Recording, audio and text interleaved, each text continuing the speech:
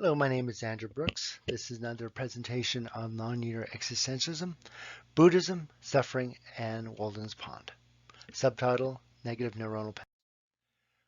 The purpose of this is to give a little bit of comparison between Buddhism and non-linear existentialism, showing how I think closely they are related, and also on another work that would at first not appear to be closely related, but I think because it shares similar underlining premises and thoughts and feelings and um, and beliefs that Walden, or Life in the Woods, what I refer to as Walden's Pond, is very, very similar as well. I'm just using it as a kind of just generalization, but I think it holds true. Buddhism. Buddhism basically is the idea of suffering, that life has suffering, and suffering occurs through desire. And the only way to overcome that is to liberate oneself from attachments. How this relates to non-linear existentialism is basically the idea that desire, don't use the word desire, I use the word wants. When you have wants and needs is what's required for the biological system in order to survive. Food, water, shelter, heat, as it were. And I also think a little bit of input,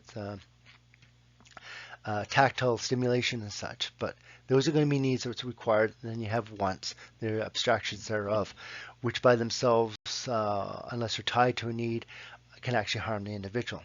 So that's why I actually came up with the idea of primary needs baseline activity level for needs and non-optimal wants baseline activity level for wants, to show the kind of a contrast between the two.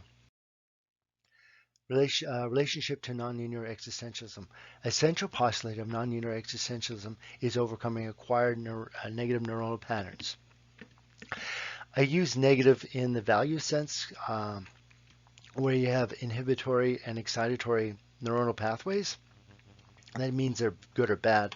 But when using the word negative, that means they're detracting. They're considered a want, so they actually could take away from primary needs baseline activity level need being acquired. By reducing such incongruencies through the reduction of non-linearity, liberation, which can be expressed as Ri equals to 0. Ri is going to be residual incongruencies. These are acquired through the negative patterns.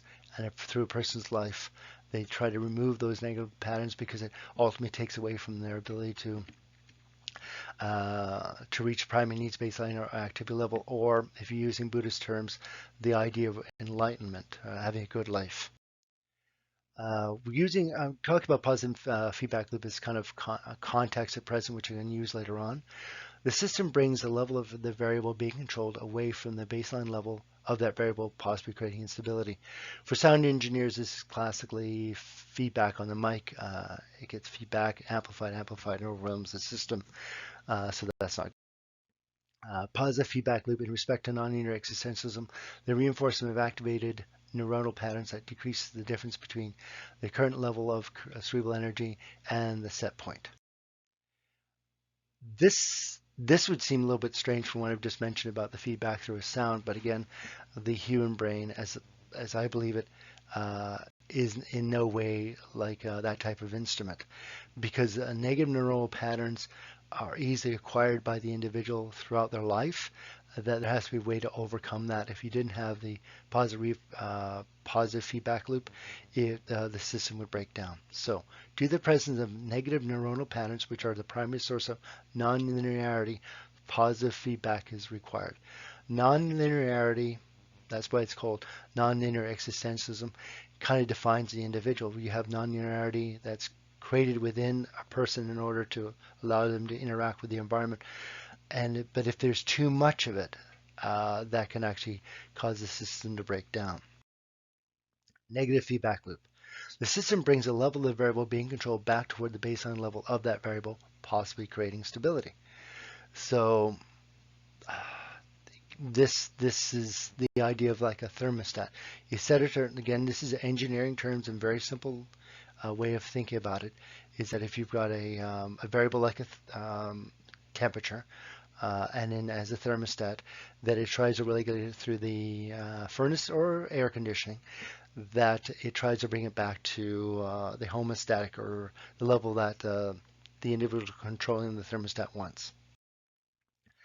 Negative neuronal patterns. Naturally occurring neuronal patterns that increases the difference between the current level of cerebral energy and the set point. So this would be the idea of having a need becoming a want, and the difference between the two causing the system to have difficulties or possibly breaking down. Would be non-optimal. Types of non-negative neuronal patterns. The three of them are going to be the negative feedback loop, traumatic cerebral patterns, and comparison. And hopefully we can see through the arguments that we'll be giving is both positive and negative feedback loop can form negative neuronal patterns. Number one, negative feedback loop. As a reminder, non-linear existentialism is created through a positive negative feedback loop, a hybrid. While positive feedback loops have a lower likelihood of creating negative states, negative feedback loop and their regulating regions can have a higher likelihood. And not fulfilling them can create negative patterns which indirectly can and do change the current level of cerebral energy.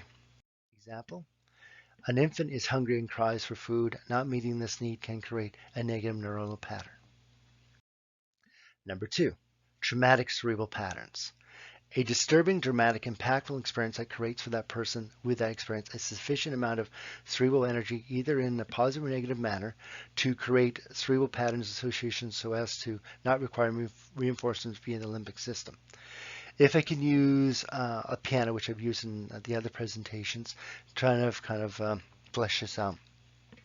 Believe the receiving apparatus for the human brain is going to be the keyboard, and you play upon the keys lightly, you'll get that energy going into the system, and if it's played long enough, or it will hopefully remain there. It'll be turned into from a short-term memory to a long-term memory.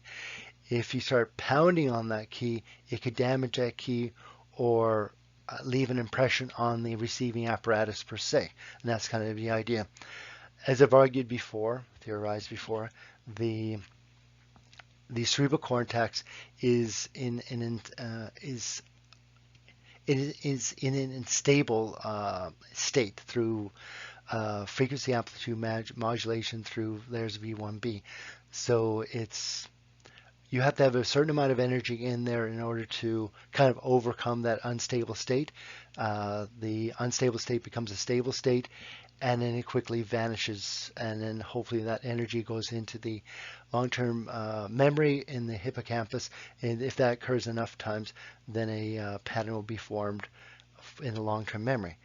The idea for this one is that striking the key so hard, it overcomes the instabilities that are there, so much so that it actually creates a pattern in the receiving area. So I think this is in some ways required through evolution. So if there is a sensory situation the person is in, or the organism is in, that they have to immediately react to, and it's not good for them to wait for the long-term memories to be called up for the individual to react to, because perhaps if they don't react to it quick enough, they will be harmed or die. Example of this one, a person in their 20s witnesses a shooting in the house next to theirs. So I think that's pretty self-evident that I threw it in the 20s there just to give you the idea of that perhaps if there was a baby in the same home as a 20-year-old, 20-ish year old, that hearing the gunshot may affect the baby's perception of danger than differently from the 20-year-old. The 20-year-old would have context, the baby perhaps would not. They would be affected, one be more traumatic than the other one. When compared to one another, different variable reinforcement curves and their associated patterns could produce negative patterns when co-activated. The reason for this is primary needs baseline activity level is a level of energy that can be associated with any pattern or groups of patterns as long as those patterns or groups of patterns decreases the energy difference between non-optimal wants baseline activity level and primary needs baseline activity level. So first thing first is really got to be important that primary needs baseline activity level, as it's developed through the cells of the CA3 in the hippocampus, they're blind basically. they per se don't. If you have a primary needs baseline activity level, it's the interaction with that and the patterns is purely one-dimensional amount of energy. That amount of energy might be from something good or something from bad. More patterns that come together, and those patterns are developed within interacting in the environment. The belief, at least I have a belief that you go towards more something that is good, that is going to hopefully allow the person to survive, but they can be in a situation where that does not occur. But again, the idea is that primary needs baseline activity level as the relationship with the CA3 and the hippocampus is purely blind and it's just a level of energy. It doesn't mean it's good or bad. It's just it's being accentuated based on whether or not the energy levels that are sent to it. I'll give you an idea on this one is that hopefully this gives a good idea of the comparison. A person in their 40s who likes to drive but also likes to drink alcohol gets into a traffic accident after leaving a bar. So one case, we have a big blackboard and we put two large rectangles and they're not in any way overlapping. One could be seeing the pleasure a person gets from driving, so it'd be a positive pattern, and the other one from drinking alcohol. Okay, either one of them are being activated, the person receives a good response from it, and they're both positive. But if you have an overlap because of the person drinking alcohol while driving, that could lead to a bad outcome. So the thing is that two positives, when overlapping in certain way, because they shouldn't be overlapping, can actually lead to a negative outcome. So self-life function. This I went at length with the separation integration, which is the overview of this entire theory and its different parts. The idea was basically is that when a person's in the environment and they're developing, and we have the negative neuronal patterns, that causes them to acquire more and more negative patterns and also become in higher and higher states of disorder.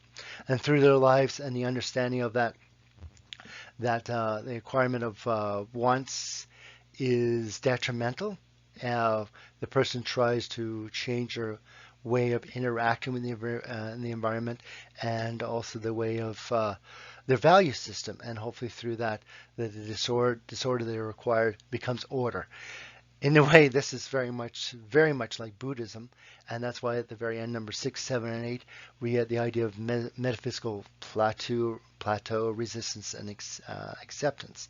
And this is when basically the person's releasing patterns that they acquire through wants and their integration with the environment. Like, I think that's the other reason why I was really using the word integration, is at the core of Buddhism is certainly the idea of releasing disturbances between oneself and the environment and becoming more linear with it. Hopefully that makes a little more sense. To me, Buddhism and non-linear existentialism are very similar in that desire of wants and not needs or negative neural patterns acquired through such desires are the source of suffering, can be reduced by lessening or liberating one's attachment to them. Or within the lexicon of non-linear existentialism, creating less non-linearity between the person and the environment, metaphysical acceptance. So again, this is really the reason why I was using the idea of linear and non-linear. You have to have a certain amount of non-linearity for the individual. If the person was completely non-linear to the environment, completely linear to the environment, the person would not exist. So there has to be a certain amount of linearity, as there is going to be, a certain amount of non-linearity as there are with with all organisms, that there's going to be some type of conflict between the environment and the individual. But for a high amount of incongruency that we do develop or can develop, the amount of non-linearity goes up quite a bit.